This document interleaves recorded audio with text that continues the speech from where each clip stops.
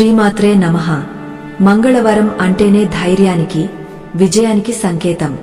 మన జీవితంలో మనం చేసే ప్రతి ప్రయత్నం ఏదో ఒక అజ్ఞాత కారణం చేత ఆగిపోతున్నప్పుడు, అప్పుల బాధలు వేధిస్తున్నప్పుడు లేదా శత్రు భయం వెంటాడుతున్నప్పుడు మంగళవారం నాడు చేసే ఒక చిన్న దీపారాధన మన తలరాతను మార్చేస్తుంది.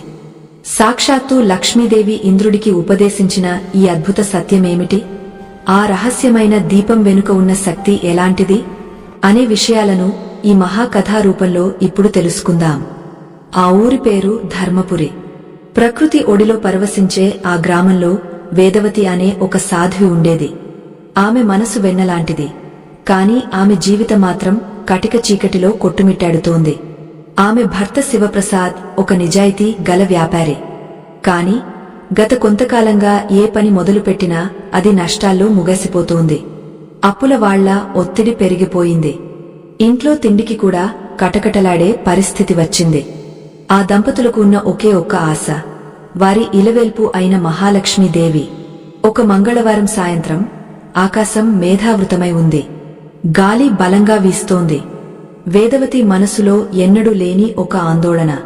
తన భర్త పడుతున్న కష్టాన్ని చూడలేక, తన బిడ్డల ఆకలి కేకలు భరించలేక ఆమె కళ్లలో నీళ్లు సుడులు తిరుగుతున్నాయి.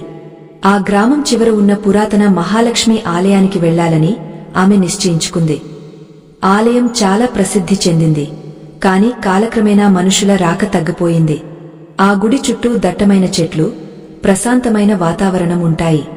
వేదవతి వణుకుతున్న చేతులతో ఒక చిన్న మట్టి ప్రమిదను, కొద్దిగా నూనెను, వత్తులను ఒక తువ్వాలో చుట్టుకుని ఆలయానికి బయలుదేరింది.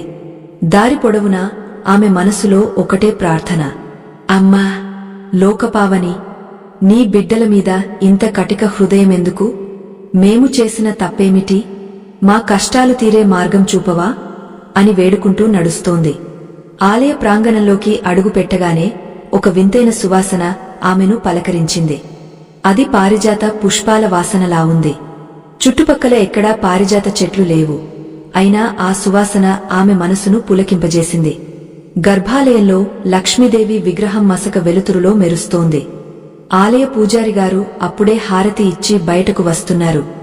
ఆయన వేదవతిని చూసి జాలితో ఇలా అన్నారు, అమ్మా వేదవతి, ఈ అకాల వర్షంలో ఎందుకు వచ్చావు? నీ కష్టాలు నాకు తెలుసు. కాని తల్లి అనుగ్రహముంటే కొండంత కష్టమైనా దూది పింజలా ఎగిరిపోతుంది. వేదవతి కళ్లలో నీళ్లు తుడుచుకుంటూ, స్వామీ, అన్ని దారులు మూసుకుపోయాయి. ఏ పని తలపెట్టినా ఆటంకాలు ఎదురవుతున్నాయి. మంగళవారం రోజు అమ్మవారిని దర్శించుకుంటే ఏదైనా దారి దొరుకుతుందని వచ్చాను అని తన బాధను వెళ్లగక్కింది. అప్పుడు ఆ వృద్ధ పూజారిగారు గంభీరంగా నవ్వి, తల్లి, మంగళవారం అంటే కేవలం అంగారకుడికి సంబంధించిన రోజే కాదు, అది మంగళప్రదమైన రోజు. ఈ రోజున లక్ష్మీదేవి ఒక ప్రత్యేక రూపంలో ఇక్కడ కొలువై ఉంటుంది. నువ్వు తెచ్చిన ఆ దీపాన్ని మామూలుగా కాకుండా ఒక పద్ధతిలో వెలిగేస్తే నీ కోరిక తప్పక నెరవేరుతుంది. పూర్వం దేవేంద్రుడు తన ఐశ్వర్యాన్ని కోల్పోయినప్పుడు ఇదే మంగళవారం నాడు అమ్మవారు ఒక అద్భుతమైన దీప రహస్యాన్ని అతనికి చెప్పింది అని వివరించడం మొదలుపెట్టారు. వేదవతి ఆసక్తిగా ఆయన వైపు చూసింది. ఏమిటా రహస్యం స్వామీ అని అడిగింది. పూజారిగారు అమ్మవారి విగ్రహం వైపు చూపిస్తూ, అమ్మా, లోకంలో చాలా మంది దీపాలు పెడతారు. కాని ఏ రోజు ఏ నూనెతో, ఏ దిక్కున దీపం పెట్టాలో తెలియక ఫలితం పొందలేకపోతున్నారు. ముఖ్యంగా మంగళవారం నాడు ఆటంకాలు తొలగాలంటే పెట్టాల్సిన దీపం ఒకటుంది. దీనిని సిద్ధి దీపం అంటారు. ఈ దీపం వెలిగించే ముందు నీ మనసులో ఉన్న భయాన్ని, సందేహాన్ని వదిలేయాలి అని చెప్పారు. ఆ సమయంలో ఆలయం లోపల ఒక వింత వెలుగు కనిపించింది. గర్భాలయంలోని దీపాలు ఒక్కసారిగా ప్రకాశవంతంగా వెలిగాయి. వేదవతికి ఒళ్ళు పులకరించింది. పూజారిగారు చెప్పబోయే ఆ దీపారాధన పద్ధతి ఏమిటి? లక్ష్మీదేవి ఇంద్రుడికి చెప్పిన ఆ సత్యం వేదవతి జీవితాన్ని ఎలా మార్చబోతోంది అనేది అత్యంత కీలకం. పూజారిగారు కొనసాగస్తూ, వేదవతి, మంగళవారం సాయంత్రం ప్రదోషకాలంలో, అంటే సూర్యాస్తమయం అయ్యే సమయానికి సరిగ్గా 30 నిమిషాల ముందు నుంచి 30 నిమిషాల తర్వాత వరకు ఉన్న సమయం చాలా శక్తివంతమైనది. ఈ సమయంలో నువ్వు తెచ్చిన ఈ మట్టి ప్రమిదలో ఆవు నెయ్యి లేదా నువ్వుల నూనె పోసి 2 వత్తులను ఒకటిగా చేసి వేయాలి. కాని ఇక్కడే ఒక విశేషముంది. ఆ దీపంలో ఒక చిన్న లవంగం లేదా కొద్దిగా పచ్చ కర్పూరం వేయాలి. ఇలా చేయడం వల్ల ఇంట్లోని నకారాత్మక శక్తి అంతా నశించిపోతుంది. వేదవతి ఆ మాటలను జాగ్రత్తగా వింటోంది. పూజారిగారు ఇంకా ఇలా అన్నారు, మంగళవారం నాడు లక్ష్మీదేవికి ఎరుపు రంగు అంటే చాలా ఇష్టం. వీలైతే ఆ దీపం కింద కొన్ని ఎర్రటి అక్షతలు లేదా ఎర్రటి పూలుంచి వెలిగించాలి. దీపం వెలిగించిన తర్వాత నువ్వు చదవాల్సిన ఒక రహస్య శ్లోకం ఉంది. ఆ శ్లోకం సామాన్యమైనది కాదు.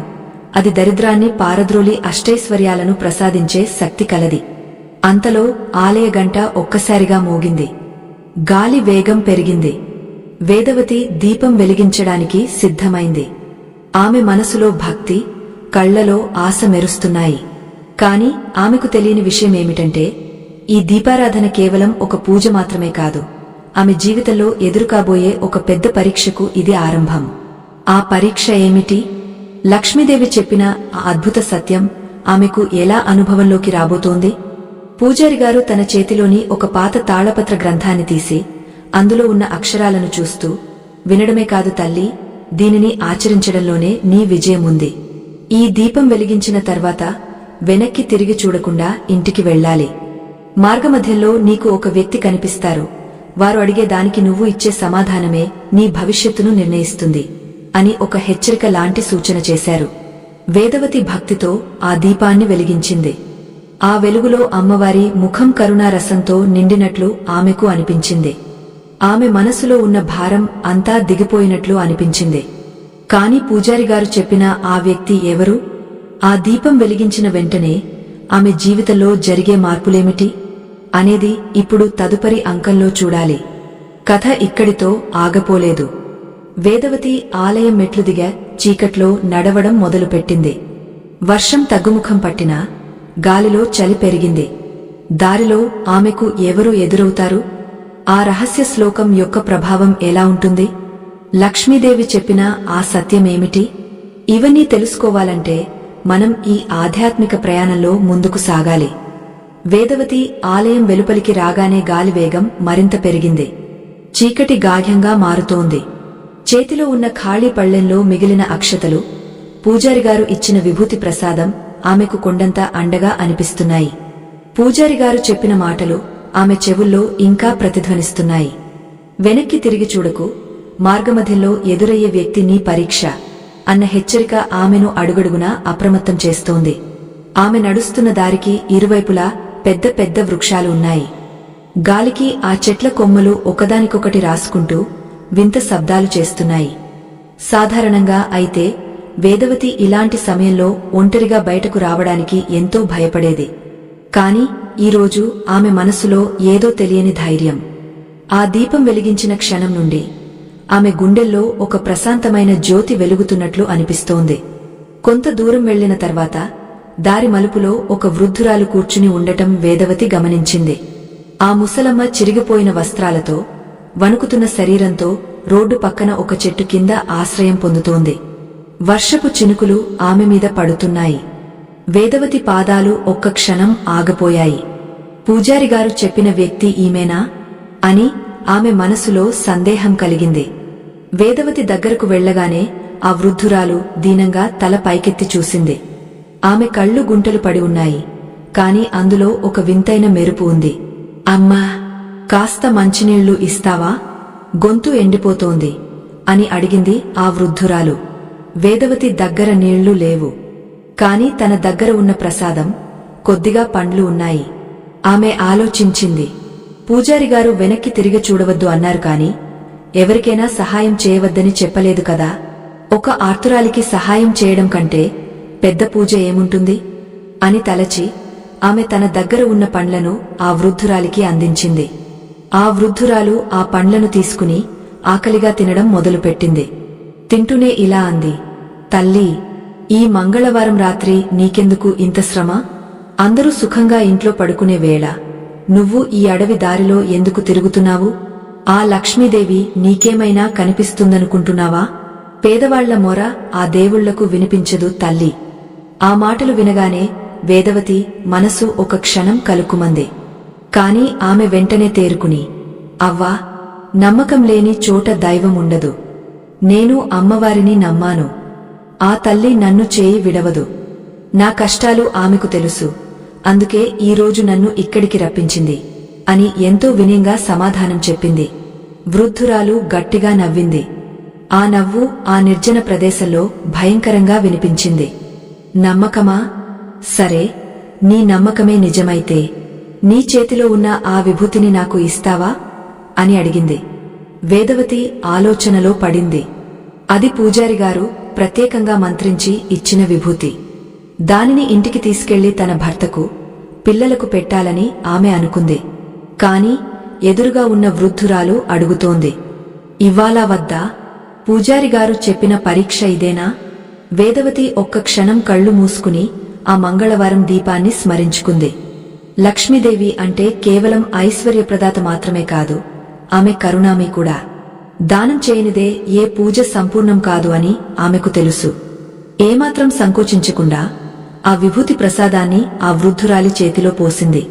చిత్రమేమిటంటే ఆ విభూతి వృద్ధురాలి చేతిలో పడగానే అప్పటి వరకు చిమ్మచీకటిగా ఉన్న ఆ ప్రాంతం ఒక్కసారిగా కాంతితో నిండిపోయింది. ఆ వృద్ధురాలి రూపం మారుతున్నట్లు వేదవతికి అనిపించింది. కాని పూజారిగారి హెచ్చరిక గుర్తొచ్చి ఆమె వెంటనే తన చూపును పక్కకు తిప్పుకుంది. వెనక్కి తిరిగి చూడకు అన్న మాటను తూచా తప్పకుండా పాటించాలని నిశ్చయించుకుంది. ముందుకు నడుస్తున్న వేదవతికి వెనుక నుండి ఒక శబ్దం వినిపించింది. వేదవతి, ఆగు! నీ అప్పులు తీరిపోయే మార్గం దొరికింది, ఇటు చూడు అని ఎవరో పిలుస్తున్నట్లు అనిపించింది.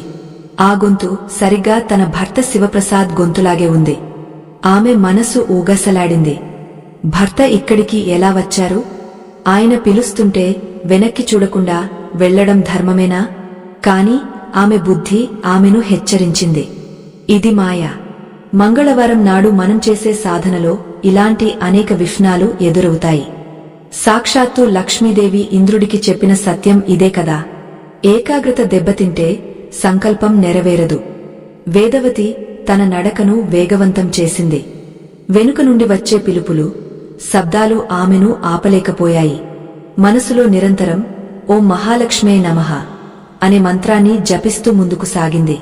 చివరకు ఆమె తన ఇంటి పొలిమేరలకు చేరుకుంది. ఇంటి తలుపు దగ్గరకు రాగానే ఆమెకు ఒక వింత దృశ్యం కనిపించింది. ఇంటి ముందు దీపాలు వెలుగుతున్నాయి. తన భర్త శివప్రసాద్ మొహంలో ఎన్నడూ లేని ఒక వెలుగు కనిపిస్తోంది. ఆమె తలుపు తీయగానే ఆయన పరిగెత్తుకుంటూ వచ్చి, వేదవతి, ఎక్కడికి వెళ్లావు? ఒక అద్భుతం జరిగింది అని ఉత్సాహంగా చెప్పారు. వేదవతి ఆశ్చర్యంగా చూస్తూ, ఏమైంది నాథా, అంత సంతోషంగా ఉన్నారు అని అడిగింది. శివప్రసాద్ ఆమె చేతులు పట్టుకుని, మనం ఎవరికైతే అప్పు ఇవ్వాలో ఆ వర్తకుడు ఇప్పుడే వచ్చి వెళ్లాడు. మన దగ్గర తీసుకున్న సొమ్ము కంటే ఎంతో ఎక్కువ లాభం వచ్చిందని, ఆ లాభంలో మన వాటా కింద ఈ సంచుడు ధనాన్ని ఇచ్చి వెళ్లాడు. మన కష్టాలు తీరిపోయాయి వేదవతి అని ఆనందబాష్పాలతో చెప్పాడు. వేదవతికి నోట మాట రాలేదు. ఆమె కళ్ల ముందు పూజారిగారు వెలిగించిన ఆ దీపం, ఆ వృద్ధురాలు, ఆ అడవి దారిలో ఎదురైన సంఘటనలు మెదిలాయి. కేవలం ఒక దీపారాధన, ఒక చిన్న దానం ఇంతటి మార్పును తెస్తాయా? కాని శివప్రసాద్ చెప్పిన మాటల్లో ఒక రహస్యముంది. ఆ వర్తకుడు రాత్రికి రాత్రి ఎలా వచ్చాడు? అసలు ఆ లాభం ఎక్కడి నుండి వచ్చింది? లక్ష్మీదేవి చెప్పిన అద్భుత సత్యం ఇక్కడితో ముగిసిందా, లేక ఇది కేవలం ఒక ఆరంభం మాత్రమేనా? వేదవతి ఆ ధనం సంచిని చూసింది. అందులో బంగారు నాణేలు మెరుస్తున్నాయి. కాని ఆమెకు ఆ ధనం కంటే ఆ పూజారిగారు చెప్పబోయే మిగతా విషయాల మీద ఎక్కువ ఆసక్తి కలిగింది. మంగళవారం నాడు పాటించాల్సిన ఆ సంపూర్ణ విధి విధానం ఏమిటి? ఆ దీపం వెలిగించిన వారు ఏ నియమాలను పాటించాలి? వేదవతి తన భర్తతో ఇలా అంది, నాథా, ఇది కేవలం ఆ తల్లి కరుణ. కాని నేను తెలుసుకోవాల్సింది ఇంకా చాలా ఉంది. ఆ పూజారిగారు రేపు మళ్లీ రమ్మన్నారు. ఈ ఐశ్వర్యం నిలవాలన్నా, మన ఇంట్లో శాంతి వర్ధిల్లాలన్నా మనం చేయాల్సిన పనులు ఇంకా ఉన్నాయి. మరుసటి రోజు ఉదయం ధర్మపురి గ్రామంలో ఒక వార్త దావానలంలా వ్యాపించింది. ఊరి చివర ఉన్న మహాలక్ష్మి ఆలయంలో ఒక అద్భుతం జరిగిందని అందరూ చెప్పుకుంటున్నారు. వేదవతి వెలిగించిన ఆ దీపం ఇంకా ఆరకుండా వెలుగుతూనే ఉందట. సాధారణంగా మట్టి ప్రమిదలో పోసిన కొద్దిపాటి నూనె గంటలోపే అయిపోవాలి. కాని ఆ దీపం అలా ఎలా వెలుగుతోంది? గ్రామస్తులందరూ ఆశ్చర్యంతో ఆలయం వైపు పరుగులు తీస్తున్నారు. వేదవతి కూడా తన భర్తతో కలిసి ఆలయానికి చేరుకుంది. అక్కడ ఆమె చూసిన దృశ్యం ఆమెను మళ్లీ విస్మయానికి గురిచేసింది. ఆ వృద్ధ పూజారిగారు గర్భాలయం ముందు ధ్యానంలో కూర్చుని ఉన్నారు. ఆయన చుట్టూ ఒక దివ్యమైన కాంతి ఆవరించి ఉంది. పూజారిగారు కళ్ళు తెరిచి వేదవతిని చూడగానే మందహాసం చేశారు. వచ్చావా తల్లీ, నువ్వు పరీక్షలో నెగ్గావు. కాని గుర్తుంచుకో, లక్ష్మీదేవి రావడం ఎంత సులభమో ఆమెను ఇంట్లోనే నిలుపుకోవడం అంత కష్టం. మంగళవారం దీపం వెలిగించిన వారికి లభించే ఫలితం శాశ్వతంగా ఉండాలంటే ఏం చేయాలో తెలుసా అని ప్రశ్నించారు. ఆ ప్రశ్న వేదవతిని ఆలోచనలో పడేసింది. ఈ మహా సత్యం కేవలం వేదవతి కోసం మాత్రమే కాదు, లోకంలోని ప్రతి భక్తుడికి అవసరమైనది. మంగళవారం నాడు చేయకూడని పనులు ఏమిటి? ఆ దీపం వెలిగించేటప్పుడు చదవాల్సిన ఆ ప్రత్యేక శ్లోకమేది? లక్ష్మీదేవి అనుగ్రహం పొందిన వారు చేసే అతి పెద్ద పొరపాటు ఏమిటి?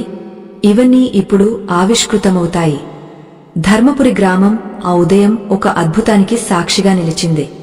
సూర్యోదయ కిరణాలు ఇంకా భూమిని తాకకముందే ఊరి జనం తండోపతండాలుగా మహాలక్ష్మి ఆలయానికి చేరుకుంటున్నారు. నిన్న సాయంత్రం వేదవతి వెలిగించిన ఆ చిన్న మట్టి ప్రమిద ఎటువంటి ఆసరా లేకపోయినా, గాలి వీస్తున్నా, నూనె అయిపోయినా సరే కొండంత వెలుగుతో ఇంకా ప్రజ్వరిల్లుతూనే ఉంది. అది చూసిన ప్రతి ఒక్కరూ ఆశ్చర్యంతో నోరెళ్లబెట్టారు. భక్తితో సాష్టాంగ నమస్కారాలు చేస్తున్నారు. వేదవతి తన భర్త శివప్రసాద్తో కలిసి ఆలయమెట్లు ఎక్కుతుంటే జనం ఆమెకు దారి ఇస్తూ గౌరవంగా చూస్తున్నారు. నిన్నటి వరకు అప్పుల బాధలో కృంగిపోయిన ఒక సామాన్య మహిళ నేడు ఆ లక్ష్మీదేవి అనుగ్రహం పొందిన అపురూప భక్తురాలిగా అందరి కళ్లలో కనిపిస్తోంది. పూజారిగారు ధ్యానం నుండి నెమ్మదిగా కళ్ళు తెరిచారు. ఆయన ముఖంలో ఒక వింతైన తేజస్సు ఆవరించి ఉంది. వేదవతిని చూడగానే ఆయన చిరునవ్వు నవ్వి, రా తల్లీ, ఈ దీపం ఎందుకు వెలుగుతుందో తెలుసా? ఇది కేవలం నూనెతో వెలుగుతున్న దీపం కాదు, నీ నిశ్చలమైన నమ్మకంతో, నువ్వు చేసిన నిస్వార్థమైన దానంతో వెలుగుతున్న జ్యోతి. మంగళవారం నాడు ఎవరు వెలిగించినా అది సార్థకత పొందాలంటే అందులో ఉండాల్సింది కేవలం వత్తులు కాదు, అచంచలమైన విశ్వాసం అని గంభీరంగా చెప్పారు. వేదవతి చేతులు జోడించి, స్వామీ, నా కష్టాలు తీరడం మొదలయ్యాయి. కాని ఈ రహస్యం నా ఒక్కదానికే పరిమితం కాకూడదు. లోకంలో ఎందరో ఆర్థిక ఇబ్బందులతో, ఆటంకాలతో సతమతమవుతున్నారు. మంగళవారం రోజు ఈ దీపం వెలిగించే సంపూర్ణ విధి విధానాన్ని, ఆ తల్లి చెప్పిన సత్యాన్ని అందరికీ వివరించండి అని వేడుకుంది. పూజారిగారు అక్కడున్న జన సమూహాన్ని ఉద్దేశించి ప్రసంగించడం మొదలుపెట్టారు. ఆత్మ బంధువులారా, వినండి. మంగళవారం అంటే చాలామంది భయపడతారు. ఆ రోజు ఏ పని మొదలుపెట్టినా ఆటంకాలు వస్తాయని భ్రమిస్తారు.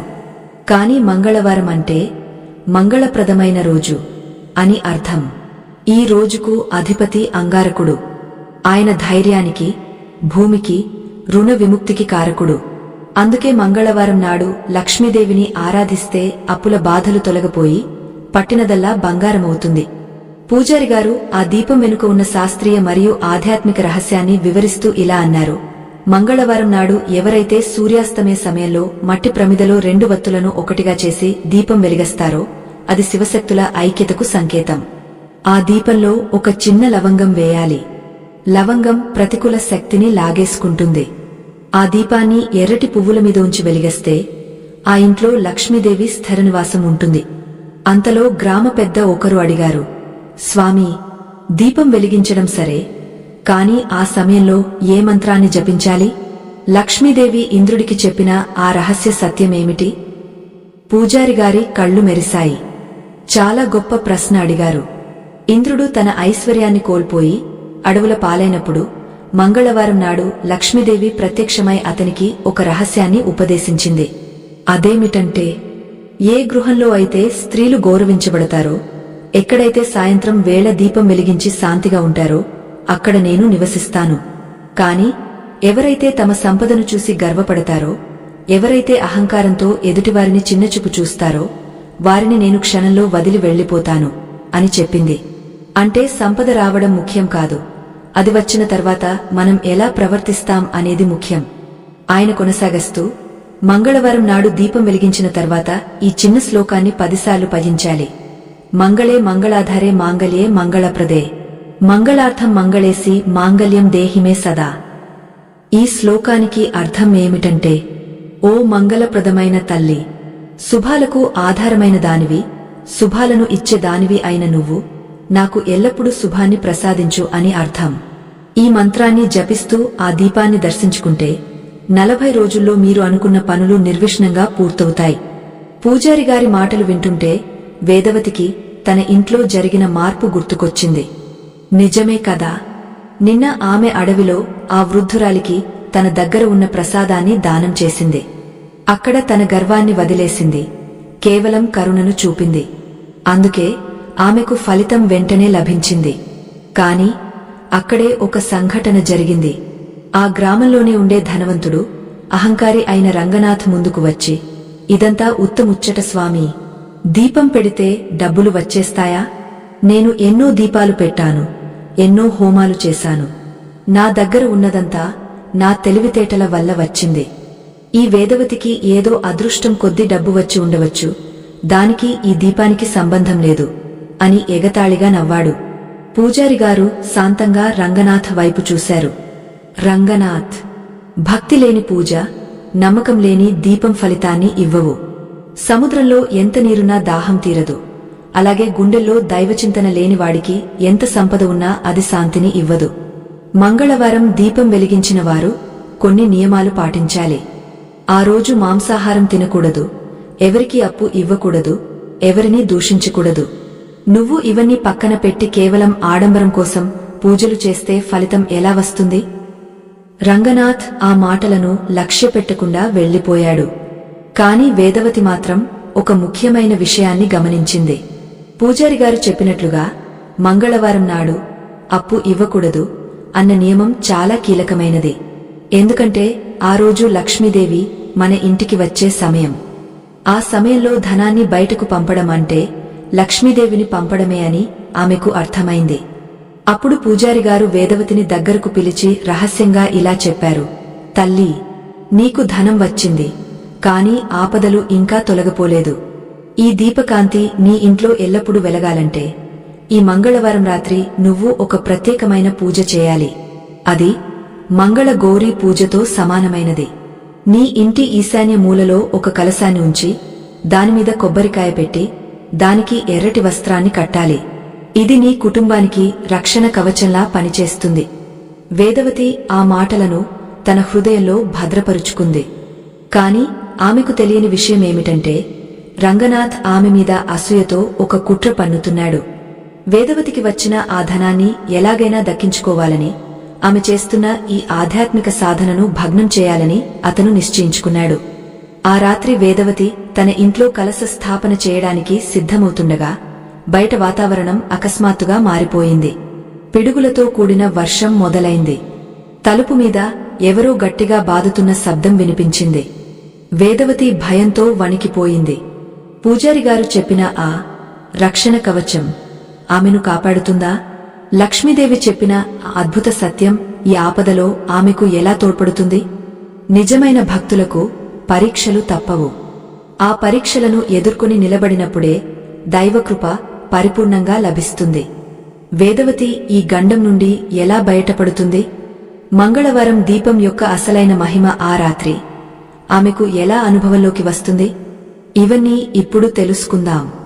ఆ రాత్రి ధర్మపురిలో కురుస్తున్న వర్షం సామాన్యమైనది కాదు. ఆకాశం చిల్లులు పడిందా అన్నట్లుగా వాన పోటెత్తుతోంది. ఉరుముల శబ్దం గుండెలను పిండేస్తోంది. వేదవతి ఇంట్లో వెలిగించిన ఆ దీపం చిన్నగా వణుకుతోంది, కాని ఆరకుండా నిలబడటానికి ప్రయత్నిస్తోంది. సరిగ్గా అదే సమయంలో తలుపు మీద వినిపించిన ఆ భయంకరమైన శబ్దం వేదవతిని ఉలిక్కిపడేలా చేసింది. శివప్రసాద్ భయపడుతూనే వెళ్లి తలుపు తీశాడు. బయట వానలో తడిసి ముద్దైపోయి రంగనాథ్ తన అనుచరులతో నిలబడి ఉన్నాడు. అతని కళ్లలో క్రూరత్వం, అసూయ స్పష్టంగా కనిపిస్తున్నాయి. ఏమిటి రంగనాథ్ గారు, ఈ అపరాత్రి వేళ ఇంత వర్షంలో ఇక్కడికి వచ్చారు అని శివప్రసాద్ అడిగాడు.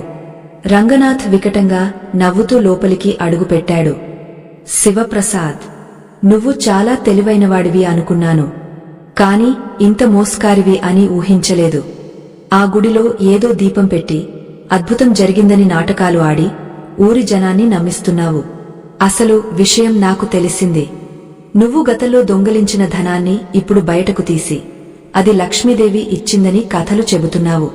ఆ ధనమీద ఈ ఊరి పెద్దగా నాకు హక్కు ఉంది. ఆ సంచిని మర్యాదగా నా వశం చేయి అని గర్జించాడు. వేదవతి ముందుకు వచ్చి, అయ్యా, ఇది అన్యాయం. ఆ తల్లి కరుణించి మా కష్టాలు తీర్చింది. ఇందులో మోసం ఏమీ లేదు. మీరు ఒకరి ఆస్తిని బలాత్కారంగా లాక్కోవడం ధర్మం కాదు అని ధైర్యంగా చెప్పింది. రంగనాథ్ ఆమె మాటలను పట్టించుకోకుండా తన అనుచరులకు సైగ చేశాడు. వారు ఇల్లంతా వెతకడం మొదలుపెట్టారు. వేదవతి మనసులో భయం మొదలైంది. పూజారిగారు చెప్పిన రక్షణ కవచం ఇంకా పూర్తి కాలేదు. ఆమె స్థాపించిన కలశం వద్దకు ఒక అనుచరుడు వెళ్లబోతుండగా వేదవతి గట్టిగా అరిచింది, అక్కడ ముట్టుకోకండి, అది దైవకార్యం. కాని ఆ కిరాతకులు వినలేదు. సరిగ్గా అదే సమయంలో వేదవతికి పూజారిగారు చెప్పిన రహస్య శ్లోకం గుర్తొచ్చింది. ఆమె కళ్ళు మూసుకుని మనసులో ఆ తల్లిని తలుచుకుంటూ, మంగళే మంగళాధారే మాంగళ్యే మంగళప్రదే అని గట్టిగా జపించడం మొదలుపెట్టింది. ఆశ్చర్యం! రంగనాథ్ అనుచరుడు ఆ కలశాన్ని తాకబోతుండగా ఆ దీపం నుండి ఒక పెద్ద వెలుగు ఒక్కసారిగా బయటకు వచ్చి అతనిని వెనక్కి నెట్టివేసింది. అతను గట్టిగా అరుస్తూ కింద పడిపోయాడు. అతని చేతులు ఏదో కాలినట్లుగా ఎర్రగా మారిపోయాయి. మిగతా వారు అది చూసి భయంతో స్తంభించిపోయారు. రంగనాథ్ తెగించి ముందుకు వచ్చాడు. ఇవన్నీ క్షుద్ర విద్యలు, నేను వీటికి భయపడను అంటూ తన చేతిలో ఉన్న కర్రను ఎత్తాడు. కాని అతను అడుగు ముందుకు వేయలేకపోయాడు. అతని పాదాలు నేలకు అతుక్కుపోయినట్లుగా గడ్డకట్టుకుపోయాయి. గాలిలో ఒక గంభీరమైన గొంతు వినిపించింది. అది సాక్షాత్తు లక్ష్మీదేవి ఆగ్రహంలా ఉంది. ఎక్కడైతే ధర్మముంటుందో, ఎక్కడైతే నిష్కల్మషమైన భక్తి ఉంటుందో అక్కడ నా రక్షణ ఉంటుంది. గర్వంతో కళ్ళు మూసుకుపోయిన వారికి నా అనుగ్రహం ఎన్నటికీ లభించదు అని ఆ శబ్దం గది అంతటా ప్రతిధ్వనించింది. రంగనాథ్ వణికిపోయాడు. అతని అహంకారం ఒక్క క్షణంలో నీరుగారిపోయింది. బయట కురుస్తున్న వర్షం వేగం ఒక్కసారిగా తగ్గపోయింది. ఆ వెలుగులో వేదవతి ముఖం ఒక దేవతలా ప్రకాశిస్తోంది.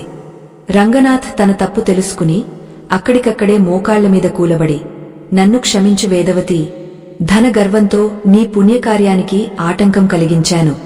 ఈ తల్లి మహిమ నాకు ఇప్పుడు అర్థమైంది అని వేడుకున్నాడు.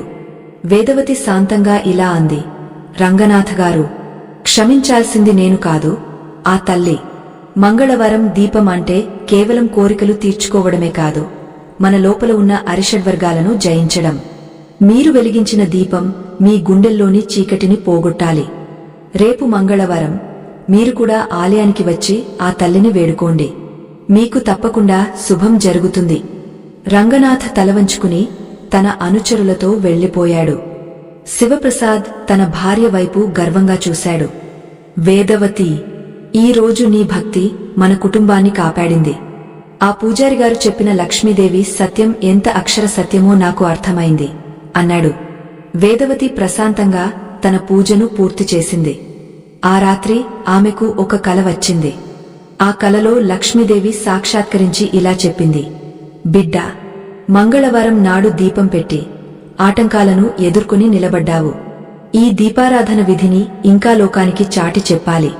కేవలం అప్పులు తీరడమే కాదు, మనశ్శాంతి కావాలన్నా, సంతాన సమస్యలు తొలగాలన్నా, భయం పోవాలన్నా ఈ దీపమే మార్గం. కాని దీనిని ఏకవత్తుగా కాకుండా 2 వత్తులతో వెలిగించాలని మరువకు.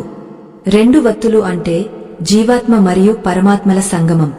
మరుసటి రోజు ఉదయం వేదవతి మళ్లీ ఆలయానికి వెళ్ళింది. పూజారిగారు ఆమె కోసం ఎదురుచూస్తున్నారు. వచ్చావా తల్లీ? నిన్నటి గండం గడిచిపోయింది. కాని లక్ష్మీ కటాక్షం పొందిన తర్వాత మనం చేయాల్సిన అతి ముఖ్యమైన పని ఒకటి ఉంది. అది చేయకపోతే వచ్చిన సంపద నిలవదు అని ఆయన ఒక గంభీరమైన రహస్యాన్ని చెప్పడానికి సిద్ధమయ్యారు.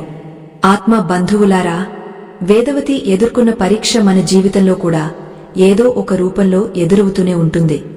మనం దైవకార్యం తలపెట్టినప్పుడు ఆటంకాలు రావడం సహజం. కాని ఆ మంగళవారం దీపమిచ్చే ధైర్యం మనల్ని ముందుకు నడిపిస్తుంది. అయితే పూజారి గారు చెప్పబోయే ఆ ముఖ్యమైన పని ఏమిటి? సంపద నిలవాలంటే పాటించాల్సిన అత్యున్నత నియమమేమిటి? లక్ష్మీదేవి ఇంద్రుడికి చెప్పిన ఆఖరి రహస్యమేమిటి? పూజారి గారు వేదవతిని ఆలయం వెనుక ఉన్న ఒక ప్రాచీన కోనేరు దగ్గరకు తీసుకెళ్లారు. ఆ కోనేరు నీరు అద్దంలా మెరుస్తోంది. చూడు వేదవతి, ఈ నీరు ఎంత నిశ్చలంగా ఉందో నీ మనసు కూడా అంతే ప్రశాంతంగా ఉండాలి. మంగళవారం దీపం పెట్టినవారు 10 మందికి సహాయం చేయాలి. అది ధన రూపంలో కావచ్చు, విద్యా రూపంలో కావచ్చు, లేదా ఓదార్పు రూపంలో కావచ్చు. ఎందుకంటే లక్ష్మీదేవి అంటే కేవలం బంగారం కాదు, ఆమె శక్తి. ఆ శక్తి ప్రవహిస్తూ ఉండాలి, ఒకే చోట ఆగపోకూడదు అని వివరించారు. వేదవతి ఆ మాటలను శిరసావహించింది. కాని ఆ సమయంలోనే ఆ ఊరికి ఒక కొత్త సమస్య వచ్చి పడింది. పొరుగు ఊరి నుండి ఒక వింత వ్యాధి జనాన్ని పీడిస్తోందని వార్త వచ్చింది. ఆ వ్యాధి ధర్మపురిలోకి ప్రవేశించకుండా ఉండాలంటే వేదవతి ఏమైనా చేయగలదా? ఆ మంగళవారం దీపం రోగాలను కూడా నయం చేయగలదా? ఈ ఆధ్యాత్మిక ప్రయాణం ఇప్పుడు ఒక కొత్త మలుపు తీసుకోబోతోంది. ధర్మపురి గ్రామంపై ఆందోళన నీడలు కమ్ముకున్నాయి. పొరుగు గ్రామాల్లో ప్రబలుతున్న ఆ వింత వ్యాధి వల్ల జనం విలవిలలాడిపోతున్నారనే వార్త వినగానే ఇక్కడి ప్రజల్లో వణుకు మొదలైంది. ఆ వ్యాధి సోకిన వారికి విపరీతమైన జ్వరం రావడం, ఒళ్లంతా దద్దుర్లు రావడం జరుగుతోందని, దానికి సరైన మందు కూడా దొరకడం లేదని గ్రామస్థులు భయంతో మాట్లాడుకుంటున్నారు. వేదవతి మనసు కలత చెందింది. తన కష్టాలు తీరగానే సరిపోదు, తన తోటివారు కూడా క్షేమంగా ఉండాలని ఆమె కోరుకుంది. ఆమె వెంటనే ఆలయానికి వెళ్లి పూజారి గారిని కలిసింది. స్వామీ, మా ఊరి మీదకు పెద్ద ఆపద వస్తోంది. ఆ తల్లి కరుణించి మా ఆర్థిక ఇబ్బందులను తొలగించింది. కాని ఇప్పుడు ప్రాణ సంకటం ఎదురవుతోంది. మంగళవారం దీపానికి రోగాలను నయం చేసే శక్తి కూడా ఉందా అని ఆవేదనతో అడిగింది. పూజారి గారు ప్రశాంతంగా చిరునవ్వు చిందించారు. వేదవతి, నువ్వు అడిగిన ప్రశ్నలో లోక కళ్యాణముంది. మంగళవారం అంటే కేవలం రుణ విముక్తి మాత్రమే కాదు, ఆరోగ్యానికి కూడా ఇది చాలా ముఖ్యమైన రోజు. అంగారకుడు రక్తానికి, ఆరోగ్యానికి అధిపతి. ఆ తల్లి లక్ష్మీదేవి ఆరోగ్యలక్ష్మిగా కూడా మనల్ని కాపాడుతుంది. పూర్వం ఒకానొక సమయంలో ఇంద్రలోకంలో ఇలాంటి ఆపద వచ్చినప్పుడు సాక్షాత్తు పరమశివుడు పార్వతీదేవికి ఒక రహస్య దీపారాధన గురించి చెప్పాడు. దీనినే ఆరోగ్య మంగళ దీపం అంటారు. ఆయన మాటలు వినడానికి గ్రామ ప్రజలందరూ అక్కడికి చేరుకున్నారు. నిన్నటి వరకు అహంకారంతో ఉన్న రంగనాథ్ కూడా ఇప్పుడు వినయంగా ఒక మూల నిలబడి వింటున్నాడు. పూజారి గారు వివరించడం మొదలుపెట్టారు. ఈ వ్యాధి భయం పోవాలంటే ఊరి పొలిమేర్ల వద్ద మరియు ప్రతి ఇంటి ముఖద్వారం వద్ద మంగళవారం నాడు వేప నూనెతో దీపం వెలిగించాలి. వేప నూనెలో క్రిమిసంహారక శక్తి ఉంటుంది. అది గాలిలోని దోషాలను హరిస్తుంది. ఆ దీపంలో 2 వత్తులతో పాటు కొద్దిగా పసుపు, కుంకుమ వేయాలి. లక్ష్మీదేవికి పసుపు అంటే ప్రాణం. ఎక్కడైతే పసుపు, దీపకాంతి ఉంటాయో అక్కడికి దుష్టశక్తులు, వ్యాధులు ప్రవేశించలేవు. వేదవతి వెంటనే రంగంలోకి దిగింది. ఆమె తన దగ్గర ఉన్న ధనంతో ఊరిలోని పేదలందరికీ ప్రమిదలు, వేప నూనె పంపిణీ చేయాలని నిశ్చయించుకుంది. రంగనాథ్ ముందుకు వచ్చి, వేదవతమ్మా, నన్ను కూడా ఈ పుణ్యకార్యంలో భాగస్వామిని చెయ్యి. నా దగ్గర ఉన్న బండ్లు, మనుషులను ఉపయోగించి ప్రతి ఇంటికి ఈ దీపారాధన సామాగ్రిని చేరుస్తాను అని అన్నాడు. ఒక అహంకారి మనసులో వచ్చిన ఈ మార్పు చూసి ఊరి జనం ఆశ్చర్యపోయారు. ఆ మంగళవారం సాయంత్రం ధర్మపురి గ్రామం ఒక అద్భుతమైన జ్యోతిర్మయ వనంగా మారిపోయింది. ప్రతి ఇంటి ముందు వేప నూనె దీపాలు వెలుగుతున్నాయి. గాలిలో వేప మరియు కర్పూర సువాసనలు నిండాయి. వేదవతి స్వయంగా ఊరి పొలిమేరలో ఉన్న గ్రామ దేవత ఆలయం వద్ద పెద్ద దీపాన్ని వెలిగించింది. ఆత్మబంధువులారా, ఇంతటి అద్భుతమైన ఆధ్యాత్మిక రహస్యాలను, వేదవతి భక్తి మార్గాన్ని వింటున్న మీకు ఈ కథ నచ్చుతోందని ఆశిస్తున్నాను. ఈ కథలోని సత్యాలు మీ జీవితంలో కూడా వెలుగు నింపాలని కోరుకుంటున్నాము. ఈ కథ మీకు స్ఫూర్తిని కలిగిస్తున్నట్లయితే దయచేసి ఈ వీడియోని ఇప్పుడే లైక్ చేయండి. మీ లైక్ మాకు ఎంతో బలాన్నిస్తుంది. దీపం వెలిగించి వేదవతి కళ్ళు మూసుకుని ప్రార్థిస్తుండగా ఆమెకు ఒక వింత అనుభవం కలిగింది. ఆమె శరీరంలో ఒక వెచ్చని తరంగం ప్రవహించినట్లు అనిపించింది. కళ్ళు తెరిచి చూడగా ఊరి పొలిమేర వద్ద ఒక తేజోమయమైన ఆకారం కనిపించింది. అది ఒక స్త్రీమూర్తి, చేతిలో పద్మాన్ని ధరించి ఎర్రటి పట్టు వస్త్రాలు కట్టుకుని మెరిసిపోతోంది. ఆమె నడుస్తుంటే అడుగుల కింద బంగారు పూలు విరుస్తున్నట్లుగా ఉంది. ఆమె మరెవరో కాదు, సాక్షాత్తు లక్ష్మీదేవి. కాని ఆమె ముఖం గంభీరంగా ఉంది. ఆమె వేదవతి వైపు చూసి ఇలా అంది, బిడ్డా, నీ నిస్వార్థం నన్ను ఇక్కడికి రప్పించింది. కాని గుర్తుంచుకో, దీపం వెలిగించడం అంటే కేవలం బయట వెలుగు నింపడం కాదు. మనస్సులోని అసూయ, ద్వేషం అనే వ్యాధులను కూడా వదిలేయాలి. ఈ ఊరికి రాబోయే వ్యాధిని నేను అడ్డుకుంటాను, కాని ఇక్కడి ప్రజలు ఒక సత్యాన్ని గ్రహించాలి. సంపద ఉన్నప్పుడు గర్వపడకూడదు, లేనప్పుడు కృంగపోకూడదు. ఈ మంగళవారం దీపం వెలిగించిన వారు ప్రతిరోజు సాయంత్రం తమ ఇంటి గడపను శుభ్రం చేసి లక్ష్మీ అష్టోత్తరం పఠిస్తే వారికి ఎటువంటి అకాల మృత్యువు వాటల్లదు. ఆ మాటలు చెప్పి ఆ తల్లి మాయమైపోయింది. మరుసటి రోజు నుండి వింతగా పొరుగు ఊర్లలో వ్యాధి తగ్గుముఖం పట్టడం మొదలైంది. ధర్మపురిలో ఒక్కరికి కూడా ఆ వ్యాధి సోకలేదు. వైద్యులు కూడా ఆశ్చర్యపోయారు. ఈ చిన్న గ్రామం ఎలా క్షేమంగా ఉందో వారికి అర్థం కాలేదు. కాని గ్రామస్తులకు తెలుసు, ఇది కేవలం ఆ మంగళవారం దీప మహిమ అని. వేదవతి ఇప్పుడు ఊరిలో ఒక సామాన్య మహిళ కాదు, అందరికీ ఒక మార్గదర్శిగా మారింది. అయితే ఒకరోజు ఆమె దగ్గరకు ఒక అపరిచిత వ్యక్తి వచ్చాడు. అతను చూడటానికి చాలా విచిత్రంగా ఉన్నాడు. మురికి బట్టలు, కాళ్లకు చెప్పులు లేవు, కాని అతని చేతిలో ఒక పాత గ్రంథముంది. అతను వేదవతి ఇంటి ముందు నిలబడి, అమ్మా, నువ్వు వెలిగించిన దీపం లోకాన్ని కాపాడింది, కాని నీ ఇంటిని కాపాడుకోవడానికి నీ దగ్గర తగినంత శక్తి ఉందా అని ప్రశ్నించాడు. ఆ మాటలకు వేదవతి ఉలిక్కిపడింది. మీరు ఎవరు? నా ఇంటికి వచ్చిన భయమేమిటి అని అడిగింది. ఆ వ్యక్తి ఒక నిగుజమైన నవ్వు నవ్వి, నీ భర్త తెచ్చిన ఆ ధన సంచి ఎక్కడిదో నీకు తెలుసా? అది కేవలం లాభం కాదు, అది ఒక ప్రాచీన నిధిలో భాగం. ఆ నిధితో పాటు ఒక శాపం కూడా ఉంటుంది. ఆ శాపం నీ ఇంటిని తాకకముందే నువ్వు ఒక పని చేయాలి అని చెప్పి మాయమైపోయాడు. వేదవతి గుండె వేగంగా కొట్టుకోవడం మొదలైంది. తన భర్త తెచ్చిన ధనం వెనుక ఇంత పెద్ద రహస్యముందా? ఆ శాపమేమిటి? లక్ష్మీదేవి ఇచ్చిన ధనంలో శాపం ఎలా ఉంటుంది? పూజారిగారిని అడిగితే తప్ప దీనికి సమాధానం దొరకదని ఆమె నిశ్చయించుకుంది. కాని ఆ సమయానికి పూజారిగారు ఆలయంలో లేరు. ఆయన ఎక్కడికో వెళ్లారని తెలిసి వేదవతి మరింత ఆందోళన చెందింది. లక్ష్మీదేవి చెప్పిన అద్భుత సత్యంలో ఇదొక కొత్త మలుపు. ధనం వచ్చిన తర్వాత వచ్చే పరీక్షలు మరింత కఠినంగా ఉంటాయా? ఆ అపరిచితుడు చెప్పిన ఆ శాపం నుండి వేదవతి తన కుటుంబాన్ని ఎలా కాపాడుకుంటుంది? మంగళవారం దీపం ఆమెకు ఈసారి ఎలా తోడ్పడుతుంది? ఇవన్నీ మనం చూద్దాం. ఆ అపరిచితుడి మాటలు వేదవతి మనసులో ఒక తీరని అలజడిని రేపాయి. మనిషికి సంపద లేనప్పుడు ఉండే ఆవేదన కంటే వచ్చిన సంపద ఎక్కడ చేజారిపోతుందో, దానివల్ల ఏ ఆపద వస్తుందో అన్న భయం మరీ భయంకరమైనది. వేదవతి వడివడిగా ఇంటి లోపలికి వెళ్ళింది. గది మూలలో భద్రంగా ఉన్న ఆ ధన సంచిని చూసింది. ఆ బంగారు నాణేలు ఇప్పుడు ఆమెకు కాంతిని ఇచ్చేవిలా కాకుండా మండుతున్న నిప్పు కణికల్లా అనిపించాయి. ఏమిటి వేదవతి, అలా నిలబడిపోయావు? అంటూ శివప్రసాద్ అక్కడికి వచ్చాడు. అతని ముఖంలో ఇప్పుడు ఒక రకమైన గర్వం, అధికార వాంఛ కనిపిస్తున్నాయి. నిన్నటి వరకు వినయంగా ఉన్న అతను ఇప్పుడు ధనం రాగానే తన పాత బట్టలను తీసివేసి ఖరీదైన పట్టు వస్త్రాలు ధరించాడు. వేదవతి మెల్లగా అడిగింది, నాథా, ఆ వర్తకుడు ఎవరు? ఆయన అంత ధనాన్ని మనకు ఎందుకు ఇచ్చాడు? అసలు ఆ ధనం ఎక్కడిదో మీకు తెలుసా? శివప్రసాద్ విసుగ్గా నవ్వి, నీకు ఎప్పుడూ అనుమానాలే. అతను ఎవరో అయితే మనకేమిటి?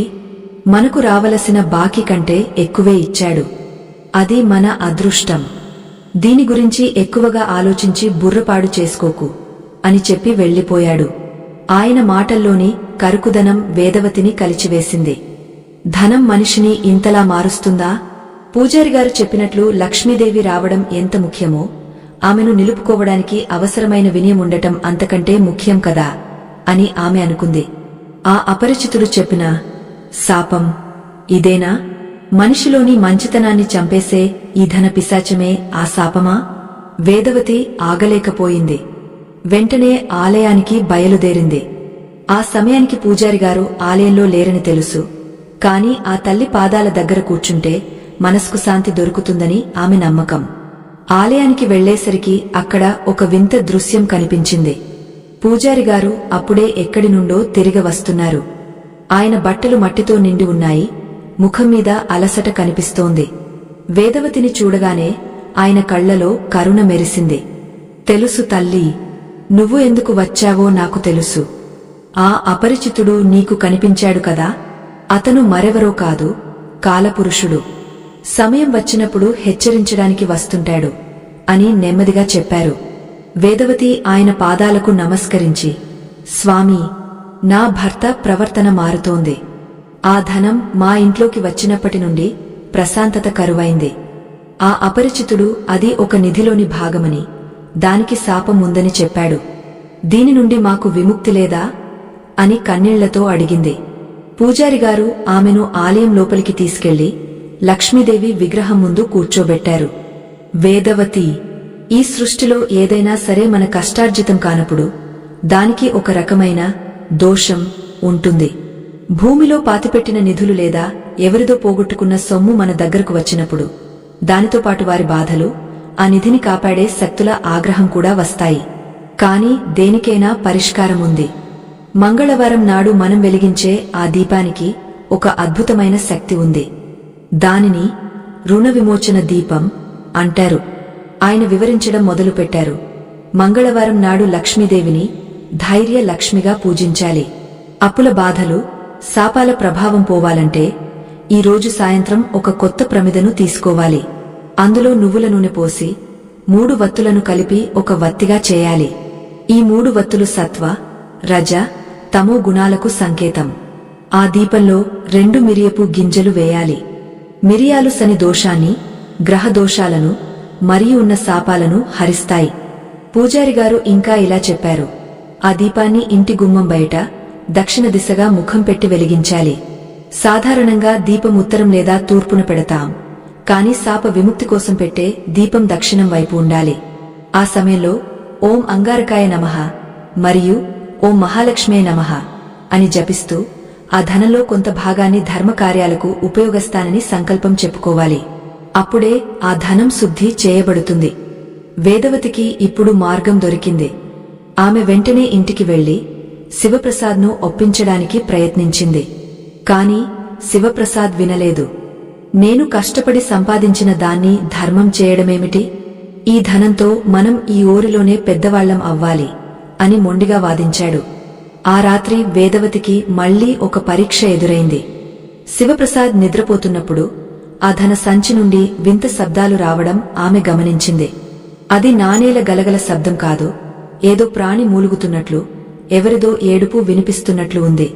ఆ సంచి చుట్టూ ఒక నల్లటి పొగ ఆవరించి ఉంది. వేదవతి భయంతో వణికిపోయినా పూజారిగారు చెప్పిన ఆ దీప రహస్యాన్ని స్మరించుకుంది. ఆమె ధైర్యం చేసి ఆ సంచిని పట్టుకుని బయటకు తీసుకువచ్చింది.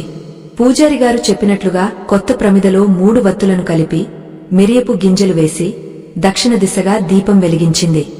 ఆ దీపకాంతి ఆ నల్లటి పొగ మీద పడగానే ఒక భయంకరమైన ఆకారం ఆ పొగ నుండి బయటకు వచ్చి గాలిలో కలిసిపోయింది.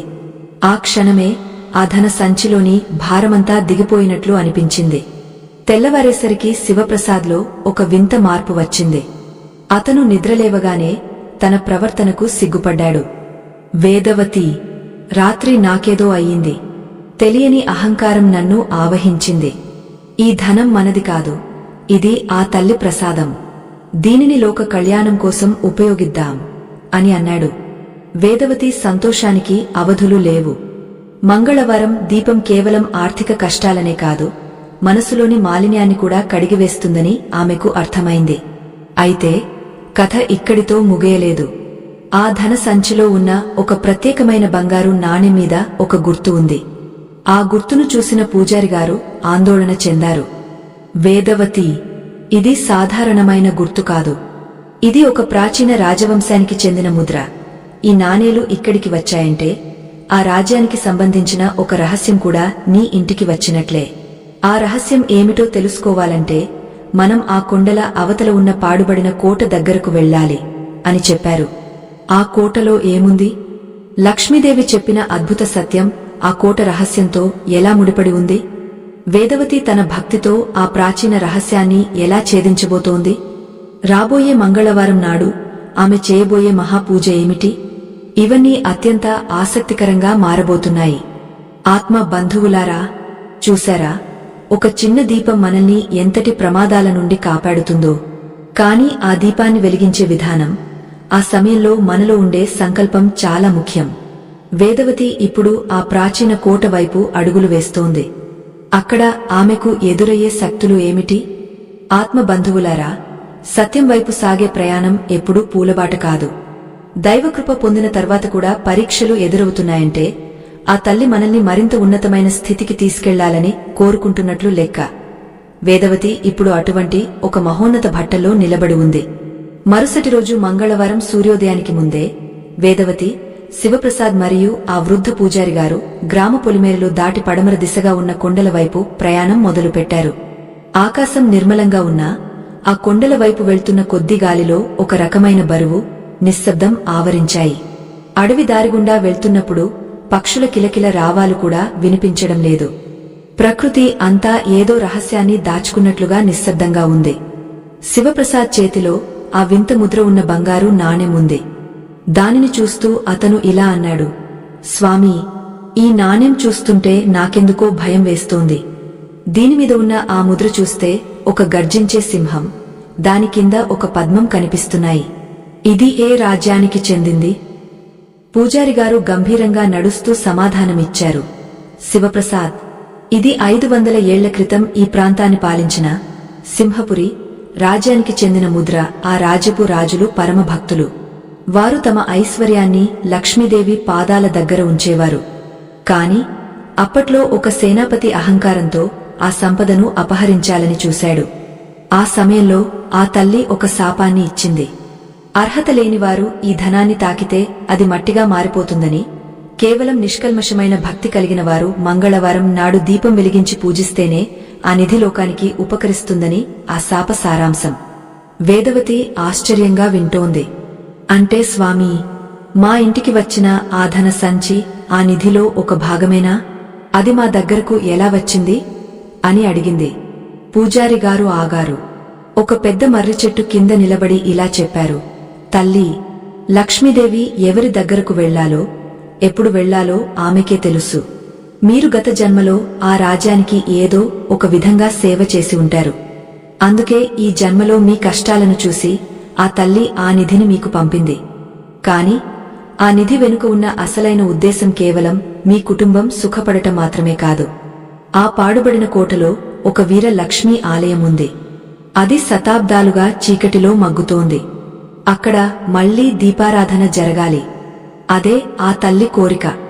కొంతసేపు నడిచిన తర్వాత వారు ఆ కొండ శిఖరాన్ని చేరుకున్నారు. అక్కడ శిథిలావస్థలో ఉన్న ఒక భారీ కోట గోడలు కనిపించాయి.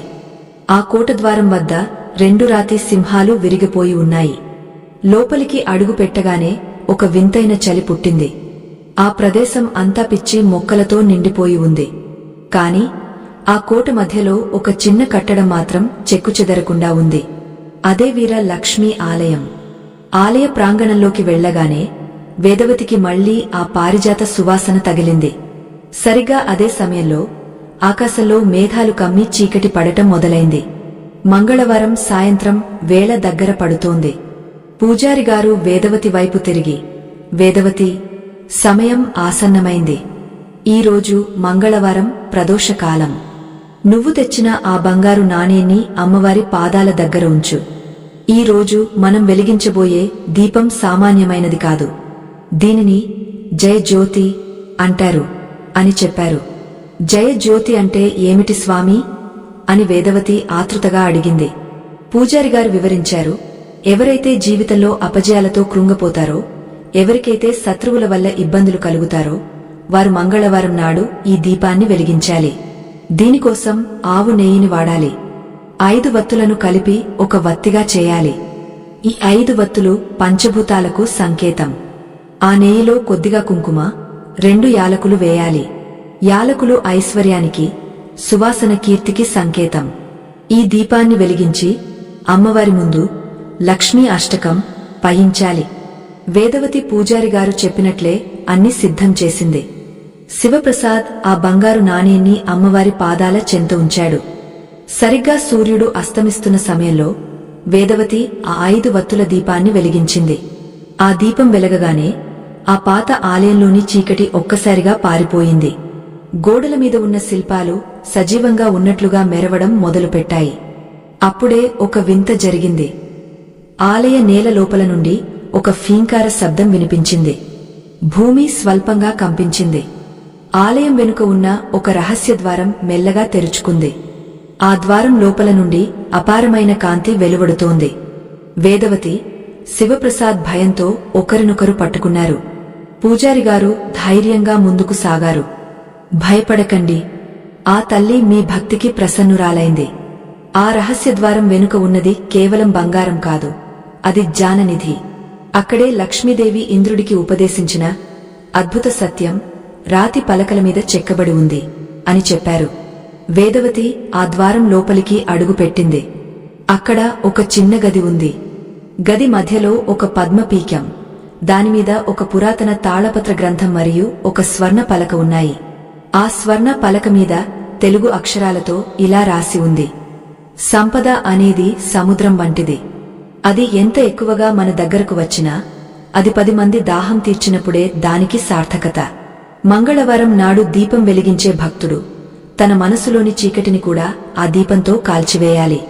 లోభత్వం, పిసినారితనం ఉన్న చోట లక్ష్మీదేవి ఉండదు. ఎక్కడైతే దానం, ధర్మం మరియు కరుణ ఉంటాయో అక్కడ ఆమె అఖండంగా నివసిస్తుంది.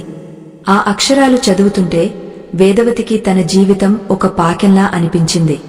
ఆమెకు వచ్చిన ఆ ధనం కేవలం ఆమె కోసం కాదు, ఆ గ్రామాన్ని, ఆలయాన్ని బాగు చేయడానికి అని ఆమెకు అర్థమైంది. అయితే వారు ఆ గది నుండి బయటకు వస్తుండగా కోట వెలుపల ఒక పెద్ద అరుపు వినిపించింది. ఎవరో ఆ కోట మీదకు దాడి చేయడానికి వస్తున్నట్లుగా గుర్రాల సకిలింతలు, కత్తుల శబ్దాలు వినిపిస్తున్నాయి. ఈ నిర్జన ప్రదేశంలోకి వీరు వచ్చినట్లు ఎవరికి తెలిసింది? ఆ నిధిని అపహరించడానికి వస్తున్న ఆ దుండగులు ఎవరు? పూజారిగారు కళ్ళు మూసుకుని ధ్యానం చేశారు. వేదవతి, నిధి బయటపడగానే ఆపదలు కూడా వస్తాయి. కాని నీ చేతిలో ఉన్న ఆ దీపం ఆరకుండా చూసుకో. ఆ దీపకాంతి ఈ కోట చుట్టూ ఒక రక్షణ వలయాన్ని ఏర్పరుస్తుంది. నువ్వు ఆ తల్లి మీద భారం వేసి ప్రార్థించు అని హెచ్చరించారు. బయట ఉన్నది ఎవరో కాదు, రంగనాథ్ యొక్క దూరపు బంధువులు. వారు కూడా ఈ నిధి గురించి విని వేదవతిని అనుసరిస్తూ ఇక్కడికి వచ్చారు. వారు ఆయుధాలతో కోటలోకి ప్రవేశించడానికి ప్రయత్నిస్తున్నారు. వేదవతి తన భర్తను, పూజారిగారిని కాపాడుకోవడానికి ఆ మంగళవారం దీపాన్ని ఎలా ఉపయోగిస్తుంది? లక్ష్మీదేవి చెప్పిన ధైర్య సత్యం ఆమెను ఎలా రక్షిస్తుంది? కోట వెలుపల వినిపిస్తున్న కత్తుల శబ్దాలు, గుర్రాల సకిలింతలు ఆ ప్రశాంతమైన ఆలయ వాతావరణాన్ని ఒక్కసారిగా భయానకంగా మార్చేశాయి. రంగనాథ్ బంధువులైన ఆ దుండగులు కేవలం తన దాహంతో కళ్ళు మూసుకుపోయి ఉన్నారు. వారికి ఆ దేవాలయం పట్ల భక్తి లేదు, ఆ తల్లి మహిమ పట్ల గౌరవం లేదు. వారికి కావాల్సిందల్లా ఆ నిధి మాత్రమే. వేదవతి, భయపడకు.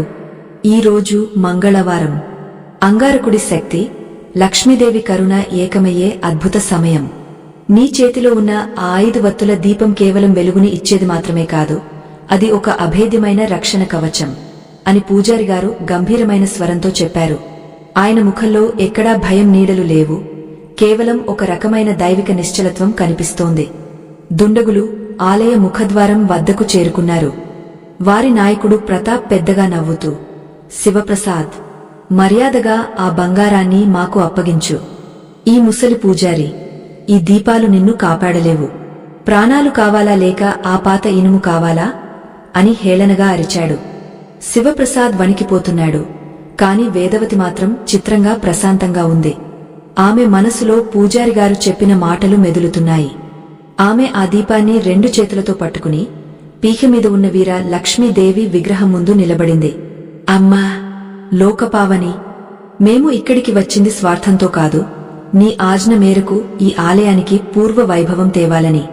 ఈ దుర్మార్గుల నుండి మాకు రక్షణ కల్పించు అని మనసారా ప్రార్థించింది. అప్పుడు పూజారిగారు వేదవతికి ఒక రహస్య క్రియను ఉపదేశించారు. తల్లి, మంగళవారం నాడు ఆపదలో ఉన్నప్పుడు చేయాల్సిన రక్షణ దీపముద్ర ఒకటి ఉంది. నీ చేతిలోని దీపాన్ని జాగ్రత్తగా గమనించు. ఆ దీపంలో ఉన్న యాలకులు, కుంకుమ ఇప్పుడు శక్తి కణాలుగా మారుతాయి. నువ్వు ఆ దీపాన్ని గాలిలో 3 సార్లు తిప్పుతూ ఓం నమఃశ్చండికాయే అని జపించు అని చెప్పారు. వేదవతి అలాగే చేసింది. ఆమె ఆ దీపాన్ని హారతి ఇస్తున్నట్లుగా 3 సార్లు తిప్పి ఆ జ్యోతి వైపు తీక్షణంగా చూసింది. చిత్రం ఏమిటంటే, బయట ఉన్న దుండగులు ఆలయం లోపలికి అడుగు పెట్టబోతుండగా వారి కళ్లకు ఆలయం లోపల ఏమీ కనిపించడం లేదు. వారికి కేవలం ఒక భయంకరమైన అగ్నిగోళం మాత్రమే కనిపిస్తోంది. ఆ కాంతి తీవ్రతకు వారు కళ్ళు మూసుకుని వెనక్కి పడిపోయారు. ఏమిటిది? ఈ మంటలు ఎక్కడి నుండి వస్తున్నాయి? అంతా చీకటిగా ఉంది కాని ఈ వెలుగు మమ్మల్ని కాల్చేస్తోంది అని ప్రతాప్ అరుస్తున్నాడు. వారు ఆలయం లోపలికి రావడానికి ఎంత ప్రయత్నించినా ఒక అదృశ్య శక్తి వారిని వెనక్కి నెట్టేస్తోంది. అది మంగళవారం దీపం సృష్టించిన దివ్య వలయం. పూజారిగారు ఈలోపు శివప్రసాద్ను ఉద్దేశించి ఇలా అన్నారు. చూసావా శివప్రసాద్, ధనం వెంట వచ్చే అహంకారం ఎంతటి అనర్థాలకు దారితీస్తుందో. ఆ దుండగులు ఇప్పుడు అనుభవిస్తున్నది వారి స్వంత పాప ఫలితం. మంగళవారం నాడు ఎవరైతే దీపం వెలిగించి ఆ దీపంలోని కాంతిని తమ ఆత్మలో నింపుకుంటారో వారికి ఎటువంటి శత్రువుల వల్ల ప్రాణహాని ఉండదు. లక్ష్మీదేవి ఇక్కడ ధైర్య లక్ష్మిగా ఉండి మిమ్మల్ని కాపాడుతోంది. సుమారు గంటసేపు ఆ పోరాటం సాగింది. బయట ఉన్నవారు రాళ్లతో కొట్టారు, కత్తులతో గోడలను బాదారు. కాని ఏ ఒక్క రాయి కూడా ఆలయం లోపల పడలేదు. వేదవతి వెలిగించిన ఆ దీపం ఆరలేదు, సదా ప్రకాశిస్తూనే ఉంది. చివరకు ఆ దుండగులు భయంతో, అలసటతో అక్కడి నుండి పారిపోయారు. చీకటి విడిపోయి మెల్లగా వెన్నెల కాస్తోంది. కోట ప్రాంగణం అంతా ప్రశాంతంగా మారింది. వేదవతి దీపాన్ని పీకె మీద ఉంచి అమ్మవారికి సాష్టాంగ నమస్కారం చేసింది. ఆమె కళ్ల నుండి ఆనంద బాష్పాలు రాలుతున్నాయి. పూజారిగారు ఆ రహస్య గదిలోకి వెళ్లి అక్కడున్న స్వర్ణ పలకను తీసుకువచ్చారు. తల్లి, ఈ మంగళవారం ఒక చారిత్రాత్మక ఘట్టం ముగిసింది. ఈ నిధిని ఇప్పుడు మనం ఏం చేయాలో ఆ తల్లి నిర్ణయించింది. ఈ నిధి కేవలం సంపద కాదు, ఇది ధర్మస్థాపనకు ఉపయోగపడాలి. ఈ ఆలయాన్ని పునర్నిర్మించాలి. ఇక్కడ నిత్యం అన్నదానం జరగాలి. అప్పుడే ఈ మంగళవారం దీపారాధన సంపూర్ణ ఫలితాన్ని ఇస్తుంది అని చెప్పారు. శివప్రసాద్ ఇప్పుడు పూర్తిగా మారిపోయాడు. అతనిలోని ధన దాహం నశించింది. స్వామీ, నా తప్పు నాకు అర్థమైంది. సంపద అనేది ఒక బాధ్యత అని గ్రహించాను. ఈ క్షణం నుండి నా ఆస్తిని, ఈ నిధిని ఆ తల్లి సేవకే వినియోగస్తాను అని ప్రతిజ్ఞ చేశాడు. కాని పూజారిగారు ఒక విషయాన్ని గుర్తు చేశారు. గుర్తుంచుకోండి, లక్ష్మీదేవి ఎప్పుడూ ఒకే చోట స్థిరంగా ఉండదు. ఆమె చంచలమైనది. కాని ఏ ఇంట్లో అయితే మంగళవారం నాడు ఈ విధంగా దీపం వెలిగేస్తారో, ఏ ఇంట్లో అయితే స్త్రీలు గౌరవించబడతారో అక్కడ ఆమె స్థిర లక్ష్మిగా ఉంటుంది. వేదవతి, నీకు ఆ తల్లి ఒక వరం ఇచ్చింది. నువ్వు వెలిగించిన ఈ దీపంలో ఒక చిన్న వెలుగును నీ ఇంటికి తీసుకెళ్ళు. అది నీ ఇంట్లో అఖండ దీపంగా వెలగాలి. వేదవతి ఒక చిన్న ప్రమిదలో ఆ జ్యోతిని వెలిగించుకుని అత్యంత జాగ్రత్తగా తన చీర కొంగుతో కప్పి పట్టుకుంది. ఆ వెలుగు ఆమె హృదయాన్ని తాకుతోంది. వారు కోట నుండి దిగువకు రావడం మొదలుపెట్టారు. దారిలో వారు చూసిన దృశ్యం వారిని ఆశ్చర్యపరిచింది. పారిపోయిన ఆ దుండగులు కొండ కింద మూర్ఛపోయి పడి ఉన్నారు. వారి చుట్టూ పాములు తిరుగుతున్నాయి, కాని వారిని కరవడం లేదు. అవి కేవలం వారిని కాపలా కాస్తున్నట్లుగా ఉన్నాయి. ఇది కూడా ఆ తల్లి కరుణే. తల్లి వారిని చంపకుండా కేవలం శిక్షించి వదిలేసింది. వారికి కూడా జ్ఞానోదయం కలిగించడానికి ఇది ఒక అవకాశం అని పూజారిగారు వ్యాఖ్యానించారు. గ్రామానికి చేరుకునే సరికి ఊరి జనం అంతా ఎదురుచూస్తున్నారు. వేదవతి చేతిలో ఉన్న ఆ వెలుగును చూసి అందరూ భక్తితో నమస్కరించారు. ధర్మపురి గ్రామం ఇప్పుడు ఒక ఆధ్యాత్మిక క్షేత్రంగా మారబోతోంది. కాని వేదవతి మనసులో ఒక ప్రశ్న మిగిలిపోయింది. స్వామీ, ఇవన్నీ బాగున్నాయి, కాని మంగళవారం దీపం పెట్టలేనివారు, శారీరక ఇబ్బందులు ఉన్నవారు లేదా ప్రయాణాల్లో ఉన్నవారు లక్ష్మీదేవి అనుగ్రహం ఎలా పొందాలి అని అడిగింది. దానికి పూజారిగారు చెప్పిన సమాధానం అత్యంత విలువైనదే. అది కేవలం వేదవతి కోసమే కాదు, లోకంలోని ప్రతి మానవుడి కోసం ఉద్దేశించినదే. మంగళవారం నాట మానసిక పూజ రహస్యమేమిటి, దాన్ని ఎలా ఆచరించాలి అనేది తదుపరి భాగంలో ఆవిష్కృతమవుతుంది. ధర్మపురి గ్రామం ఇప్పుడు ఒక దివ్యధామంలా వెలిగిపోతోంది. వేదవతి ఆ పాత కోట నుండి తీసుకువచ్చిన ఆ పవిత్ర జ్యోతిని తన ఇంట్లో ప్రతిష్ఠించింది. ఆ జ్యోతి వెలుగు చూస్తుంటే ఆ ఇంట్లోని గోడలు కూడా మంత్రముగ్ధులై వింటున్నట్లు అనిపిస్తుంది. ఊరి జనం ప్రతి మంగళవారం వేదవతి ఇంటికి వచ్చి ఆ దీపాన్ని దర్శించుకుని తమ కష్టాలను చెప్పుకుంటున్నారు. వేదవతి తన వద్దకు వచ్చిన ప్రతి ఒక్కరికి ఆ పూజారిగారు నేర్పిన ఆధ్యాత్మిక రహస్యాలను వివరిస్తూ వారిలో నమ్మకాన్ని నింపుతోంది. ఒక మంగళవారం మధ్యాహ్నం వేదవతి ఇంటి ముందు ఒక అంధురాలు, మరికొందరు వృద్ధులు వచ్చి కూర్చున్నారు. వారు ఎంతో దూరం నుండి నడుచుకుంటూ వచ్చారు. ఆ అంధురాలు దీనంగా ఇలా అడిగింది, అమ్మా వేదవతి, నీవు చెప్పే ఆ మంగళవారం దీపం గురించి విన్నాము. కాని నా కళ్ళు కనిపించవు. నేను ఆ దీపాన్ని ఎలా చూడగలను? నేను ఎలా వెలిగించగలను? మరికొందరు ఉన్నారు, వారికి దీపం పెట్టడానికి కావలసిన నూనె కొనే స్తోమత లేదు. కొందరికి కనీసం నిలబడే శక్తి కూడా లేదు. మరి మా వంటి వారి మీద ఆ లక్ష్మీదేవి కరుణ ఉండదా? మా కష్టాలు తీరవా? ఆ ప్రశ్న వేదవతి హృదయాన్ని ద్రవింపజేసింది. ఆమె వెంటనే పూజారిగారి దగ్గరకు వెళ్లి ఈ విషయాన్ని అడిగింది. పూజారిగారు అప్పుడు మందహాసం చేస్తూ ఆ తల్లి లక్ష్మీదేవి ఇంద్రుడికి చెప్పిన అత్యంత పరమ రహస్యమైన మానసిక దీపారాధన గురించి వివరించడం మొదలుపెట్టారు. వేదవతి, ఈ విశ్వమంతా ఆ తల్లి స్వరూపమే. బయట వెలిగించే దీపం మన మనస్సులోని వెలుగుకు ఒక గుర్తు మాత్రమే. ఎవరైతే శారీరక ఇబ్బందుల వల్ల లేదా దారిద్ర్యం వల్ల బయట దీపం వెలిగించలేరో వారు తమ హృదయంలోనే ఆ తల్లిని ప్రతిష్ఠించుకోవచ్చు. దీనినే మానసిక పూజ అంటారు. ఇది బాహ్య పూజ కంటే 1000 రెట్లు శక్తివంతమైనది అని ఆయన గంభీరంగా చెప్పారు. వేదవతి ఆసక్తిగా, అది ఎలా సాధ్యం స్వామీ అని అడిగింది. పూజారిగారు వివరించారు, మంగళవారం సాయంత్రం ప్రశాంతంగా ఒక చోట కూర్చోవాలి. కళ్ళు మూసుకుని నీ హృదయాన్నే ఒక బంగారు ప్రమిదగా ఊహించుకోవాలి. నీలోని భక్తిని నూనెగా, నీ ప్రాణాన్ని వత్తిగా భావించి జానమనే జ్యోతిని వెలిగించాలి. నీవు బయట చూసే ఆ ఎర్రటి పూలను, ఆ నైవేద్యాన్ని మనసులోనే ఆ తల్లికి సమర్పించాలి. అమ్మా, నా దగ్గర ఏమీ లేదు, నా హృదయాన్ని నీకు ఇస్తున్నాను అని ఎవరైతే నిష్కల్మషంగా ప్రార్థిస్తారో వారి ఇంట్లో లక్ష్మీదేవి నిరంతరం కొలువై ఉంటుంది. ఆయన ఇంకా ఇలా చెప్పారు, మంగళవారం నాడు కొన్ని ప్రత్యేక నియమాలు పాటిస్తే ఈ మానసిక పూజ మరింత ఫలితాన్నిస్తుంది. ఆ రోజు ఎవరినీ తిట్టకూడదు, ముఖ్యంగా కష్టాల్లో ఉన్నవారిని పరిహసించకూడదు. ఆ రోజు ఉదయం లేవగానే కర దర్శనం చేసుకోవాలి. అంటే మన 2 చేతులను చూసుకుంటూ కరాగ్రే వసతే లక్ష్మి అనే శ్లోకాన్ని చదవాలి. ఎందుకంటే మన చేతులే మన సంపదను, మన కర్మను నిర్ణయిస్తాయి. మంగళవారం నాడు చేసే దానం, అది ఒక చిన్న పిడికెడు బియ్యమైనా సరే, అది అక్షయపాత్రలా తిరిగి మనకు వస్తుంది. వేదవతి ఆ విషయాలను ఆ అంధురాలికి, మిగిలిన వారికి ఎంతో ఓపికగా వివరించింది. ఆ అంధురాలు కళ్ళు మూసుకుని వేదవతి చెప్పినట్లుగా తన హృదయంలో లక్ష్మీదేవిని స్మరించుకుంది. ఆశ్చర్యం! ఆ మరుక్షణమే ఆమె ముఖంలో ఒక వింతైన కాంతి కనిపించింది. అమ్మా, నాకు కనిపిస్తోంది. కళ్లతో కాదు, నా మనసుతో ఆ తల్లి పాదాలను చూస్తున్నాను అని ఆమె ఆనందంతో కేకలు వేసింది. ఆమె కళ్ల నుండి నీరు కారుతోంది. కాని అవి దున్హకపు నీరు కాదు, భక్తి పారవస్యం. ఆ సమయంలోనే గ్రామంలో ఒక అద్భుతం జరిగింది. గత కొన్నేళ్లుగా ఎండిపోయిన ఊరి చెరువు ఎటువంటి వర్షం లేకపోయినా భూమి లోపల నుండి వచ్చిన జలాలతో నిండిపోయింది. ఆ చెరువు నీరు గంగాజలంలా స్వచ్ఛంగా ఉంది. గ్రామస్తులందరూ ఆ చెరువు వద్దకు పరుగులు తీశారు.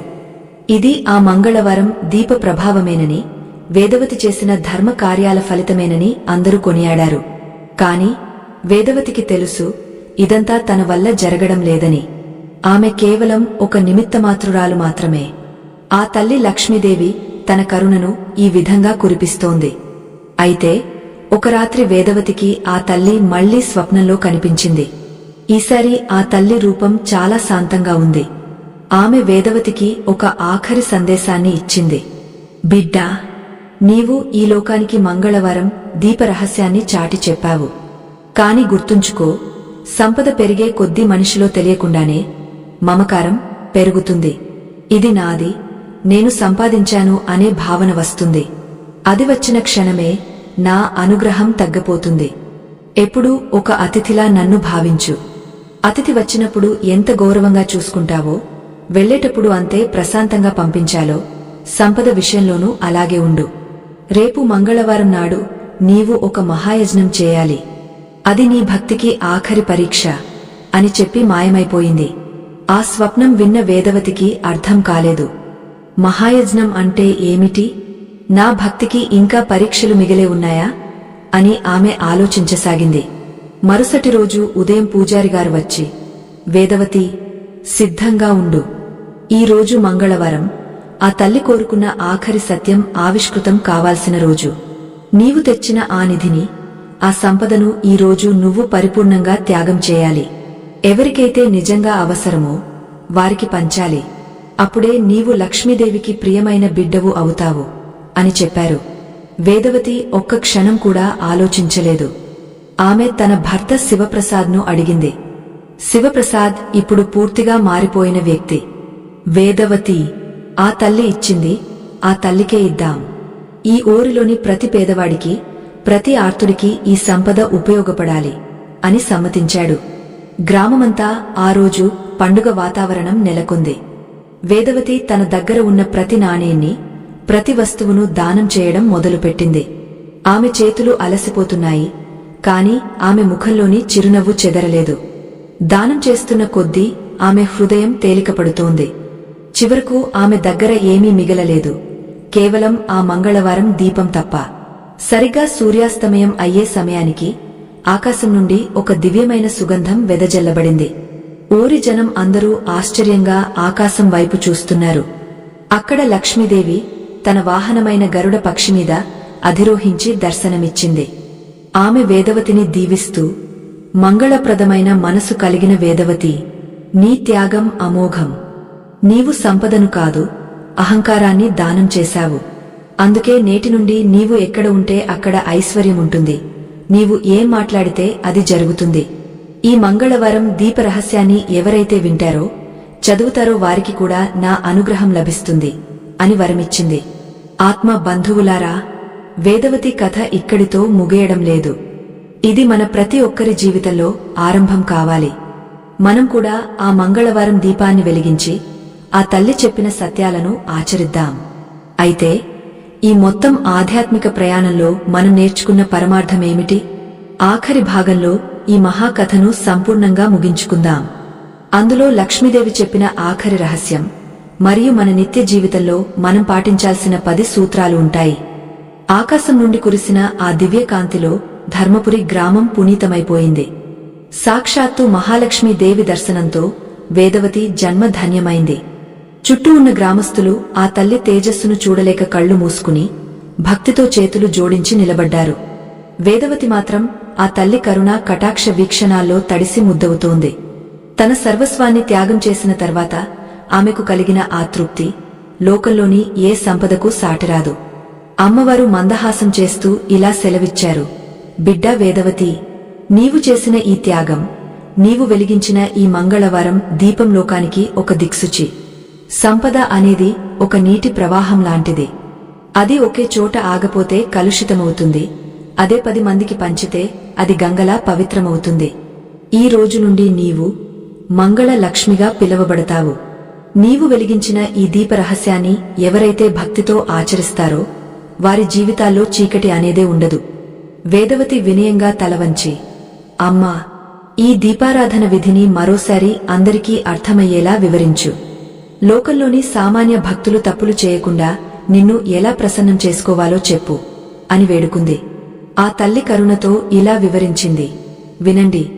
మంగళవారం నాడు ఆటంకాలు తొలగి కార్యసిద్ధి కలగాలంటే ఈ 10 నియమాలు పాటించాలి. మొదటిది, సూర్యాస్తమయ సమయంలో మట్టి ప్రమిదను శుభ్రం చేసి పెట్టుకోవాలి. రెండవది, 2 వత్తులను కలిపి ఒక వత్తిగా చేసి ఆవు నెయ్యి లేదా నువ్వుల నూనెతో దీపం వెలిగించాలి. మూడవది, ఆ దీపంలో ఒక లవంగం లేదా పచ్చ కర్పూరం వేయాలి. నాలుగవది, దీపాన్ని నేరుగా నేలమీద పెట్టకుండా ఎర్రటి పూలు లేదా బియ్యం మీద ఉంచాలి. ఐదవది, దీపం వెలిగించిన తర్వాత నా అష్టోత్తరాన్ని లేదా పూజారిగారు చెప్పిన మంగళ శ్లోకాన్ని పఠించాలి. ఆరవది, ఆ రోజు ఎవరినీ నిందించకూడదు. ఏడవది, దాన గుణాన్ని అలవర్చుకోవాలి. ఎనిమిదవది, ఇంటిని సువాసనలతో నింపాలి. తొమ్మిదవది, మనసులో ఎటువంటి కుట్రలు లేకుండా పారదర్శకంగా ఉండాలి. 10వది, ఫలితం వెంటనే రాకపోయినా అచంచలమైన నమ్మకంతో ప్రతి మంగళవారం ఈ పనిని కొనసాగించాలి. ఆ మాటలు చెప్పి మహాలక్ష్మీదేవి అంతర్ధానమైంది. ఆ క్షణం నుండి ధర్మపురి గ్రామం రూపురేఖలే మారిపోయాయి. వేదవతి మరియు శివప్రసాద్ ఆ నిధితో గ్రామ ప్రజలందరికీ ఉపాధి కల్పించారు. పాడుబడిన ఆ కోటలోని వీరలక్ష్మీ ఆలయం అద్భుతమైన రీతిలో పునర్నిర్మించబడింది. అక్కడ నిత్యం వేల మందికి అన్నదానం జరుగుతోంది. పూజారిగారు తన చివరి రోజుల్లో వేదవతిని పిలిచి, తల్లీ, నా బాధ్యత తీరిపోయింది. ఈ దీపరహస్యం ఇప్పుడు నీ ద్వారా లోకానికి అందుతోంది. సంపద ఉన్నప్పుడు వినయం, లేనప్పుడు ధైర్యం. ఇదే మంగళవారం దీపం మనకు ఇచ్చే గొప్ప పాయం. ఎల్లప్పుడూ దీపాన్ని వెలిగించేటప్పుడు నీలోని అహంకారాన్ని కూడా ఆ జ్యోతిలో కలిపేయి. అప్పుడు నువ్వు సాక్షాత్తు లక్ష్మీ స్వరూపానివే అవుతావు అని దీవించి శివైక్యం చెందారు. సంవత్సరాలు గడిచాయి. వేదవతి ఇప్పుడు వృద్ధురాలైంది. కాని ఆమె ముఖంలోని ఆ కాంతి ఏమాత్రం తగ్గలేదు. ఆమె తన మనవలకు, మనవరాళ్లకు ఆ మంగళవారం రాత్రి జరిగిన అద్భుతాలను కథలుగా చెబుతోంది. ఆ ఊరిలో ప్రతి ఇంటి ముందు మంగళవారం నాడు ఆ దీపం వెలుగుతూనే ఉంటుంది. ఆ ఊరిలో అప్పుల బాధలు లేవు, ఆకలి కేకలు లేవు, కేవలం సుఖశాంతులు మాత్రమే తాండవిస్తున్నాయి. ఈ కథ మనకు నేర్పే పరమార్థం ఏమిటంటే, దైవం ఎక్కడో లేడు, మన నమ్మకంలో ఉన్నాడు. మనం పెట్టే ప్రతి దీపం మన అంతరాత్మలోని వెలుగును గుర్తు చేస్తుంది. మంగళవారం నాడు భయపడకుండా ఆ తల్లిని నమ్మి ఒక చిన్న ప్రమిదలో దీపం వెలిగించండి. మీ జీవితంలోని కష్టాల మేఘాలు విడిపోయి సుఖ సంతోషాల సూర్యుడు ఉదయిస్తాడు. ఇది సత్యం, ముమ్మాటికి సత్యం. ఆత్మబంధువులారా, ఇంతటి అద్భుతమైన ఆధ్యాత్మిక రహస్యాలను సేకరించి వాటిని పరిశోధించి మీ ముందుకు తీసుకురావడానికి మా బృందం పగలు రేయి ఎంతో శ్రమించింది.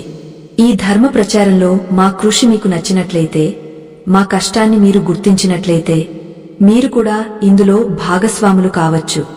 ఇప్పుడు మీకు స్క్రీన్ మీద కనిపిస్తున్న QR కోడ్ కేవలం ఒక చిత్రం కాదు, ఇది మా కృషికి మీరు ఇచ్చే గౌరవం. మీ మొబైల్ ద్వారా ఆ కోడ్ను స్కాన్ చేసి మీరు అందించే చిన్న సహాయం కూడా ఈ ఛానల్ని ముందుకు నడిపించడానికి, మా బృందానికి అండగా ఉండటానికి ఎంతో బలాన్నిస్తుంది. దయచేసి మీ వంతు మద్దతును అందించండి. మరిన్ని ఇలాంటి ఆధ్యాత్మిక విషయాల కోసం మన ఛానల్ని ఇప్పుడే సబ్స్క్రైబ్ చేసుకోండి. ఈ వీడియోని లైక్ చేసి మీ ఆత్మీయులకు షేర్ చేయడం ద్వారా ఈ జ్ఞానాన్ని అందరికీ పంచండి. లోకా సమస్తా సుఖినో భవంతు. స్వస్తి.